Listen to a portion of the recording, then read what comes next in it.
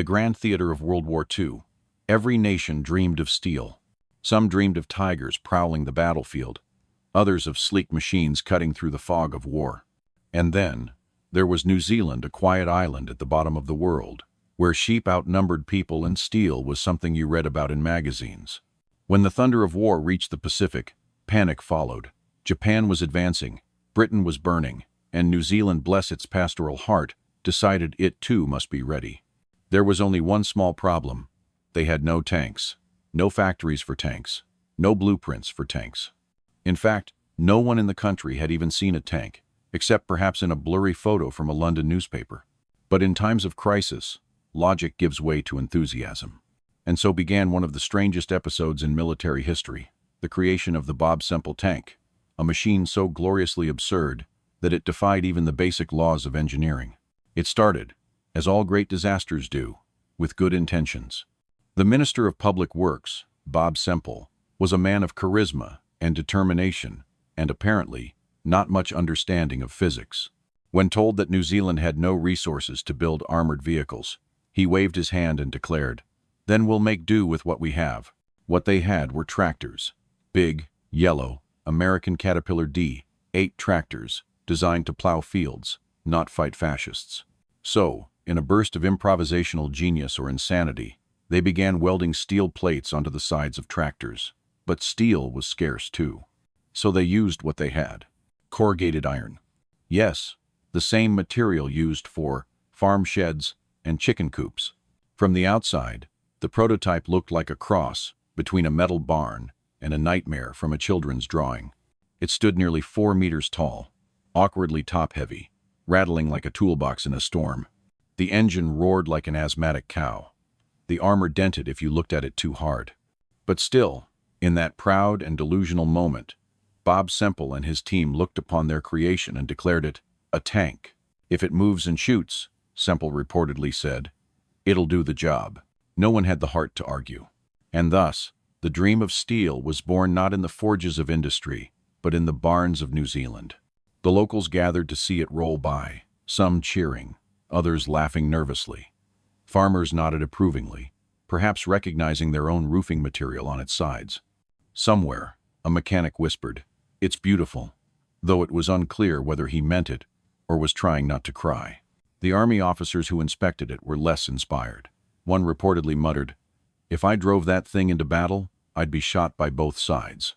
But New Zealand had nothing else, and desperation has a way of silencing reason. For a brief, shining moment, the Bob Semple tank became a national symbol, proof that courage could compensate for competence, that patriotism could overcome physics.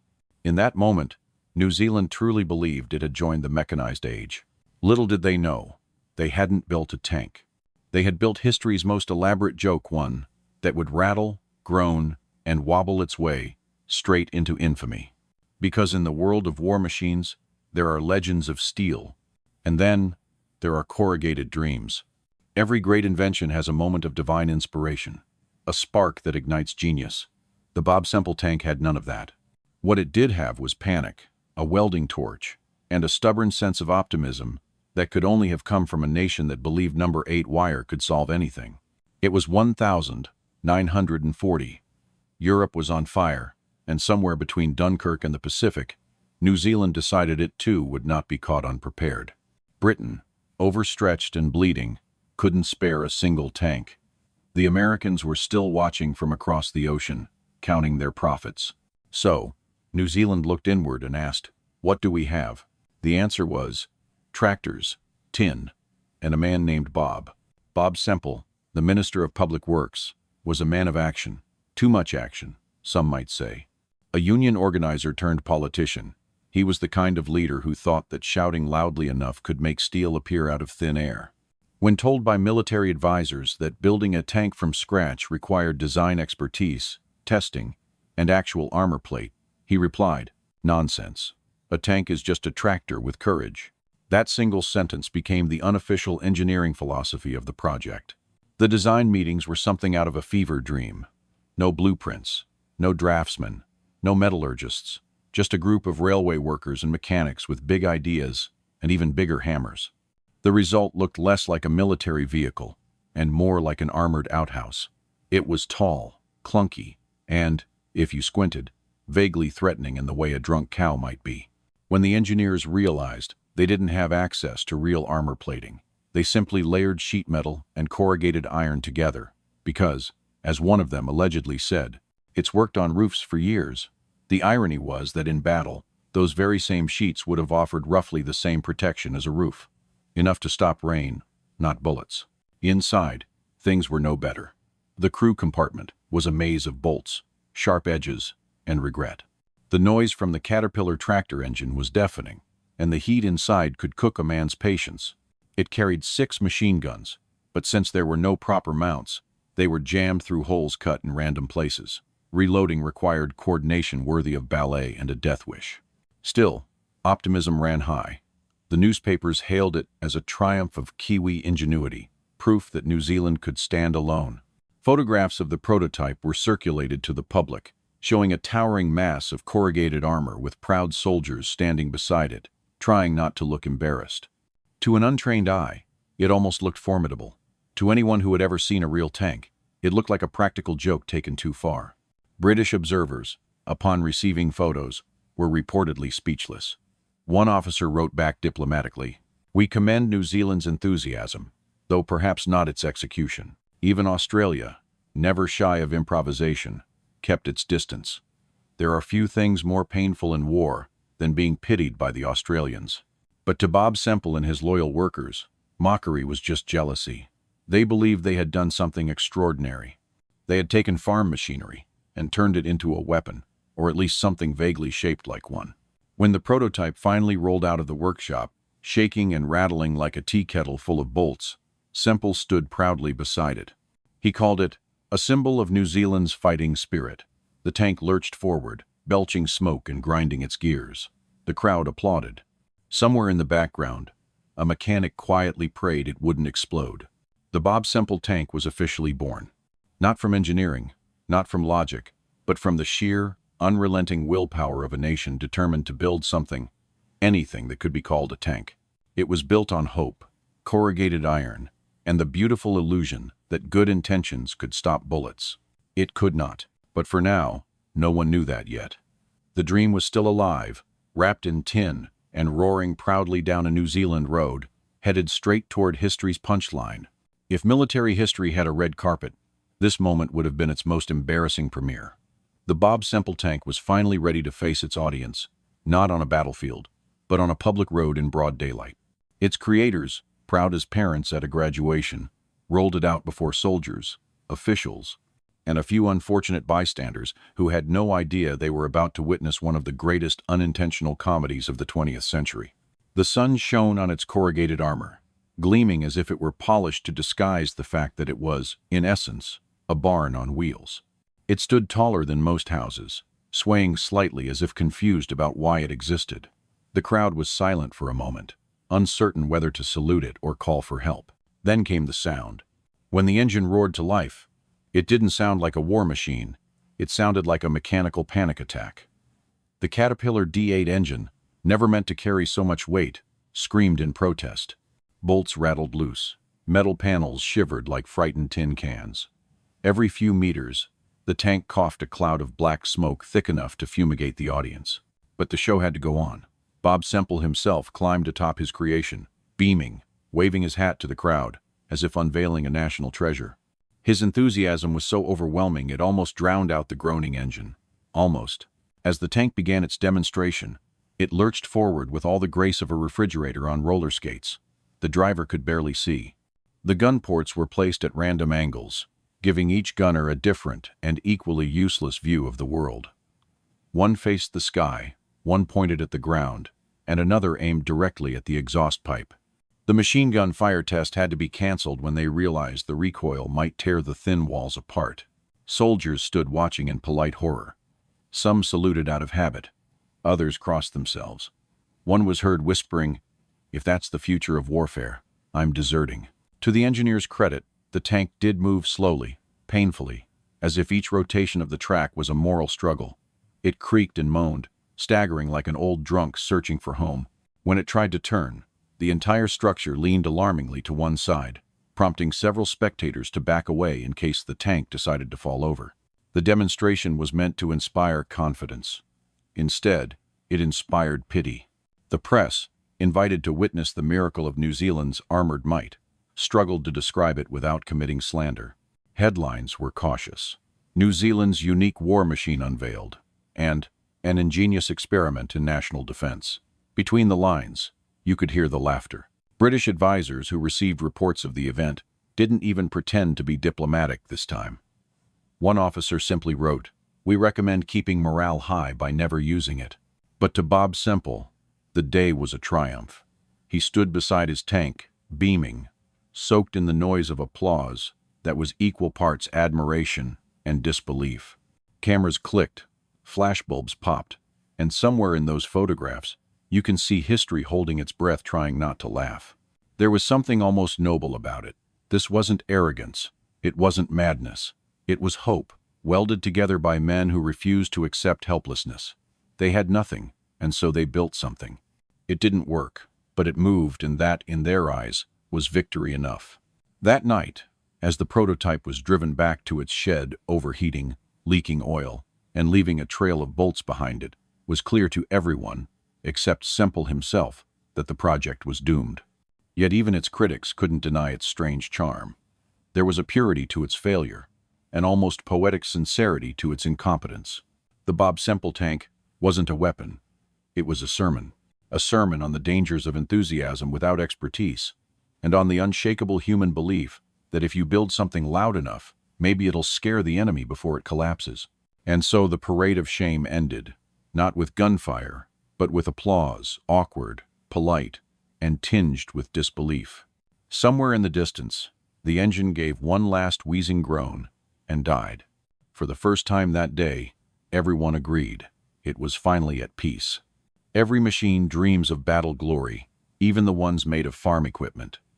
For the Bob Semple tank, that dream lasted exactly as long as it took for someone to imagine it in combat and burst out laughing. New Zealand never actually sent its steel barn to the front lines, but on paper, it was ready to defend the homeland from Japanese invasion.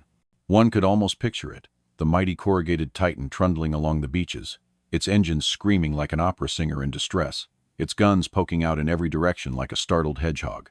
The enemy, presumably, would die of confusion before firing a shot. Officially, the Bob Semple was meant to harass and delay enemy forces until reinforcements arrived. Unofficially, it would have harassed its own crew long before that. Its interior was a sauna of heat, fumes, and panic. Every turn of the engine filled the compartment with the smell of burning oil and despair. The 6 machine gunners, squeezed shoulder to shoulder, fired blind through holes that offered no visibility whatsoever. If they hit anything, it was likely to be another part of the tank. A mock exercise was conducted to evaluate its performance. The results were biblical. During the test, one of the tanks managed to almost climb a small hill before tipping precariously backward, forcing the crew to scramble out before gravity finished the job. Another burst a track while trying to turn, leaving it spinning helplessly in circles like a confused turtle. The third refused to start altogether, emitting a noise described by one observer as a dying cow with bronchitis. Still, the reports were optimistic. Military bureaucrats, terrified of offending the minister, wrote that the tank performed admirably under its unique design limitations. The phrase would later be recognized as the most polite lie in the history of New Zealand engineering. Even without real combat, stories of the Bob Semple tank spread among Allied troops. Australian soldiers nicknamed it the Iron Kiwi. British troops, less charitable, called it the mobile outhouse. One American Marine, who saw a photograph of it, allegedly asked, "Is that a weapon or a warning?" But what made the Semple truly special wasn't its absurdity, it was its sincerity. No one built it to be funny. They built it because they were afraid. They built it because they believed that anything was better than nothing. In that sense, it was the purest war machine ever made, a monument to desperation disguised as courage. Let's imagine, just for a moment, what would have happened if the Bob Semple tank had actually faced battle. It would have rumbled bravely toward the enemy, its tread squealing in protest. The gunfire would begin. Bullets would ping off its armor at first, and the crew might cheer until one round punched through the iron like a hot knife through butter. The inside would fill with noise, smoke, and the unmistakable sound of morale collapsing. Somewhere in the chaos, a gunner would probably shout, "She's leaking again," before realizing that she was the tank, and leaking meant death. In that inevitable moment, someone might have whispered the last, truest words ever spoken inside the Bob Semple. "We should have stuck to tractors." It's almost a kindness that the tank never saw real war. The only thing it would have killed was hope, and perhaps a few spectators from falling debris. By 1942, even Bob Semple himself began to realize that his creation would never leave the island. The Americans had arrived in the Pacific, bringing with them actual tanks, sleek, powerful, terrifying. When a U.S. Sherman rolled past, the difference was obscene. One observer quipped, "It's like watching a battleship overtake a garden shed." And yet, even as its usefulness evaporated, the Bob Semple tank lingered on, parked quietly in a warehouse, its iron sides gathering dust, as though it were waiting for an apology from history. It never came. War had moved on. The age of desperate invention had ended, and the great joke of New Zealand's Steel Guardian faded into silence, leaving behind only the echo of its absurdity and the faint smell of diesel shame. But for all its faults, the Bob Semple tank had achieved something remarkable. It had survived its own stupidity, because while most machines die in battle, this one was defeated by the idea of battle itself. Behind every ridiculous invention, there are people who believed in it, honest, hard-working people, who simply refused to admit they were building a disaster. The Bob Semple tank was no different. It wasn't born of stupidity, it was born of sincerity, which, as history repeatedly shows, is far more dangerous. The men who welded the tank together were railway workers, mechanics, and farmers. They were not engineers. They were builders of bridges and barns, accustomed to measuring progress in inches and hope. They worked through sleepless nights under flickering lights, hammering sheets of corrugated metal into shapes they could barely define. And through it all, they believed they were creating New Zealand's first armored miracle. In a sense, they were right. The miracle wasn't that it worked, it was that it ever stood upright. Every bolt they tightened was an act of patriotism. Every rivet hammered was a declaration that they would not be helpless. And yet, as the machine took shape, awkward, heavy, absurd, there must have been a moment of quiet doubt. Perhaps it came when one of them looked at the towering frame and thought, "Does this look right?" But no one dared say it aloud. Not in wartime.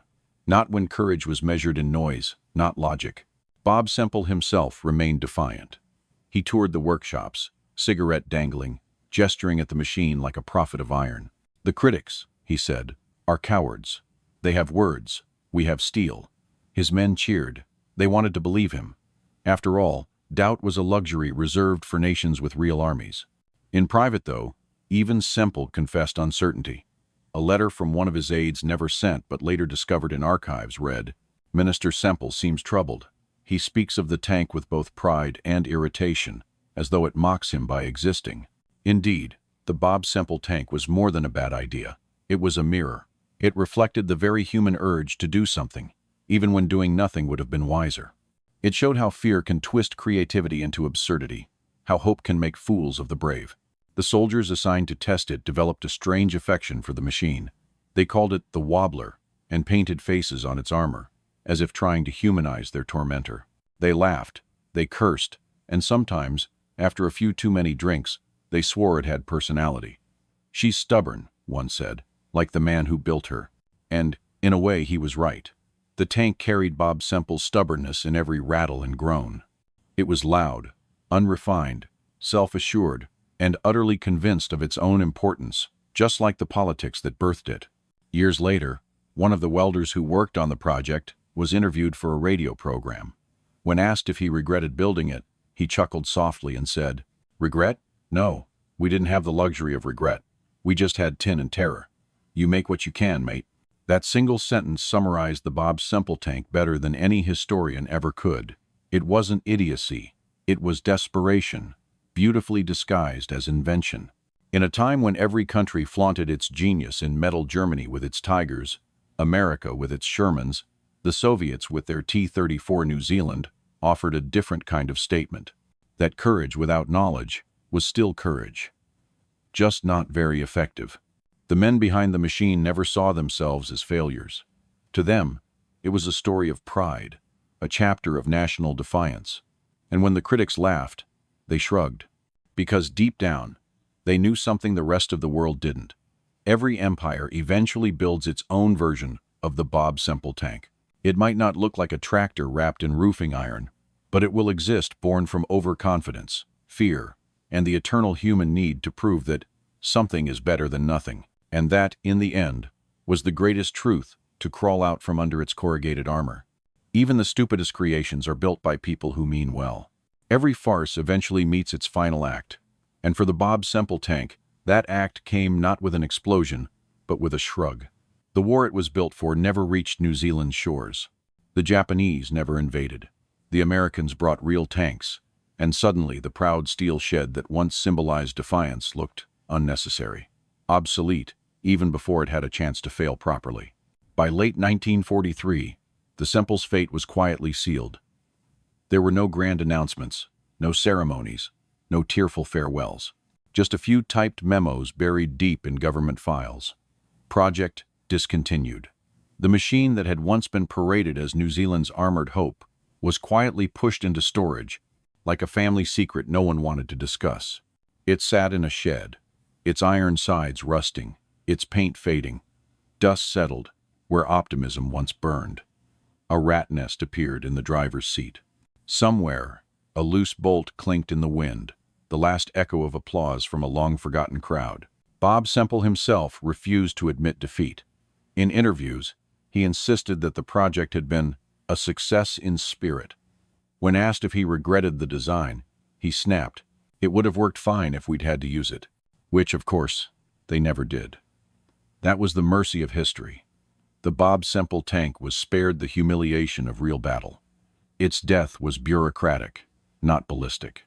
The remaining prototypes were dismantled for parts, their precious metal recycled into things that actually served a purpose, perhaps a bridge beam, perhaps a roof. One can only hope that some fragment of that corrugated armor still stands somewhere in New Zealand, protecting sheep from the rain.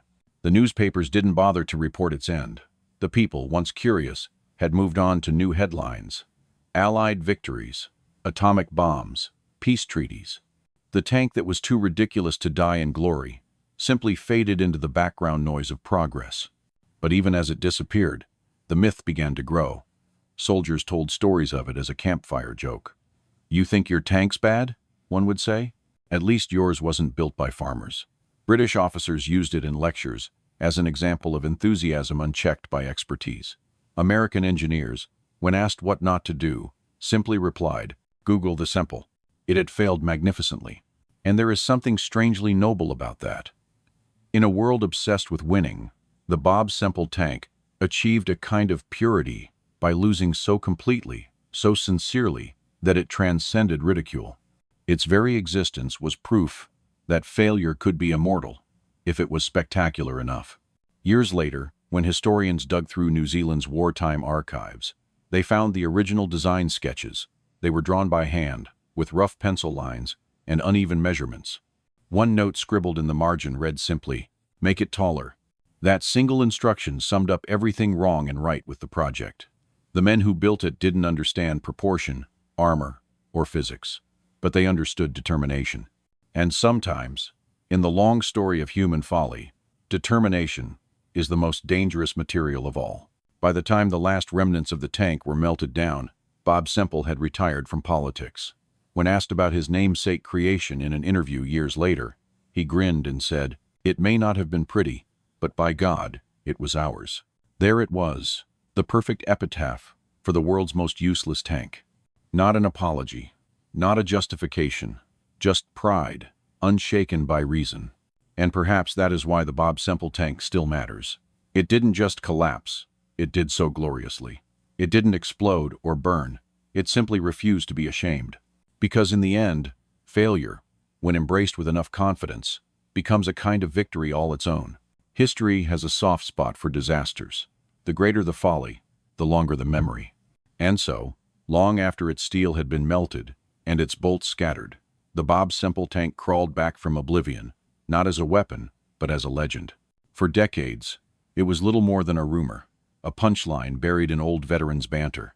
But in the 1,960 seconds, photos resurfaced grainy black and white shots of that awkward, towering beast. Historians stared in disbelief.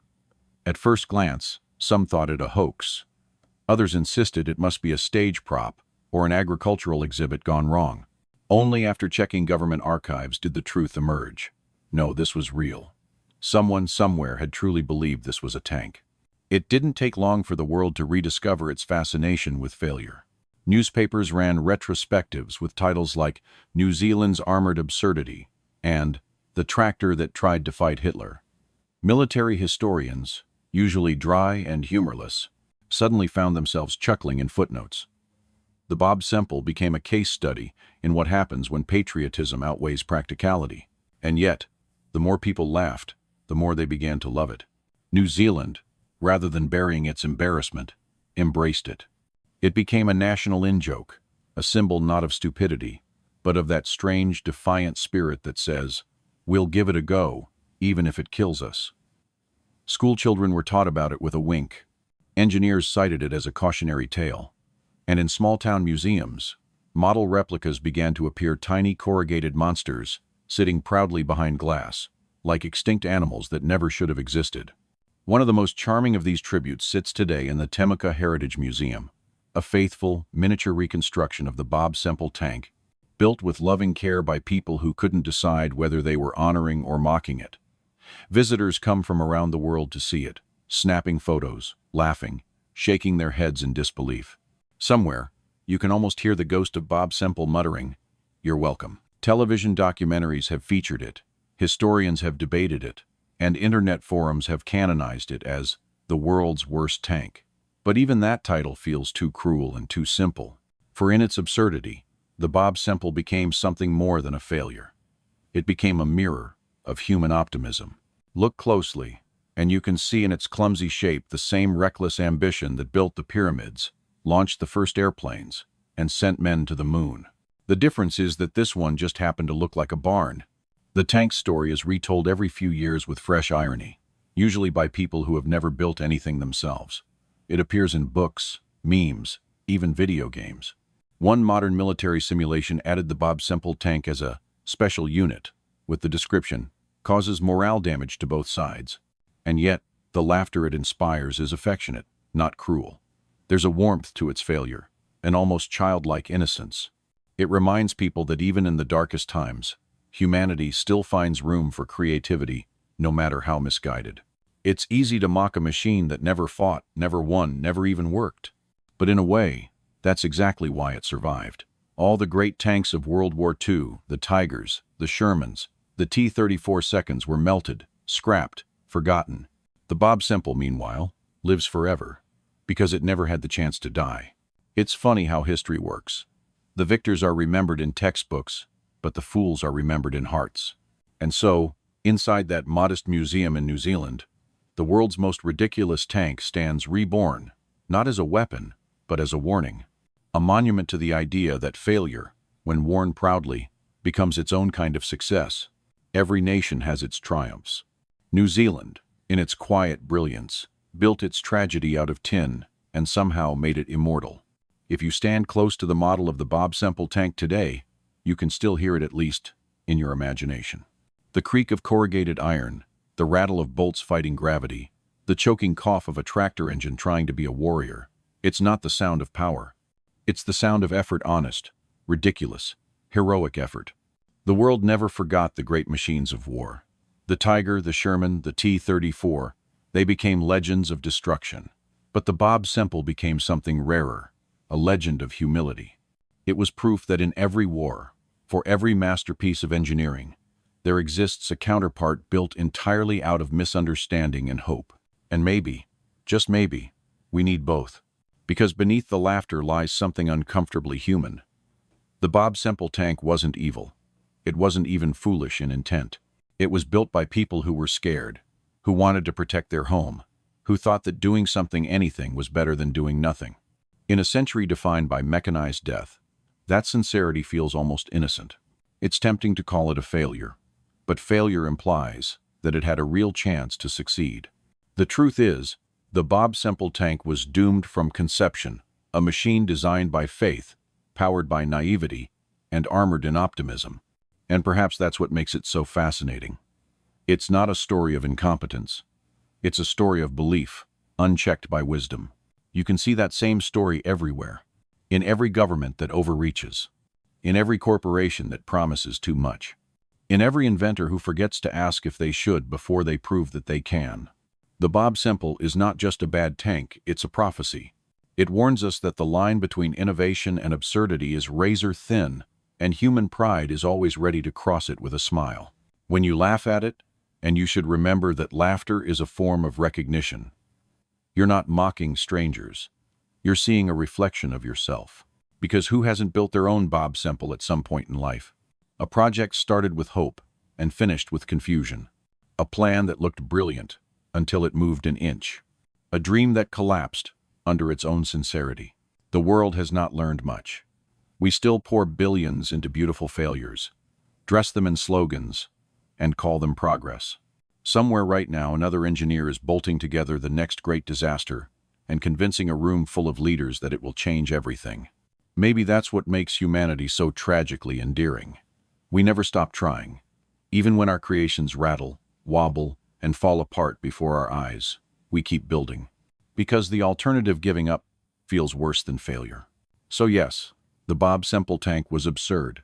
It was loud, useless, and embarrassing. But it was also brave in a way that perfection never is. It dared to exist when it shouldn't have, to move when it couldn't, to be taken seriously when it was clearly a joke. And that, in its own ridiculous way, is the most human thing imaginable. Today, it stands in miniature form, not far from the rolling hills it once pretended to defend. Children point and laugh. Tourists shake their heads. Engineers take notes. And every now and then, someone just stares, not in mockery, but in awe, realizing that behind this tin monstrosity was something pure, an entire nation's refusal to surrender to fear. Perhaps, in the end, that's what humanity learned from it. That greatness is not measured by success, but by sincerity. That even a joke, if told with enough conviction, can echo across generations. And that sometimes, the most important thing a machine can do is remind us not to take ourselves too seriously. So let the Tigers rust. Let the Shermans fade. The Bob Semple will always rumble on in memory, in laughter, in every misguided act of human courage that dares to say,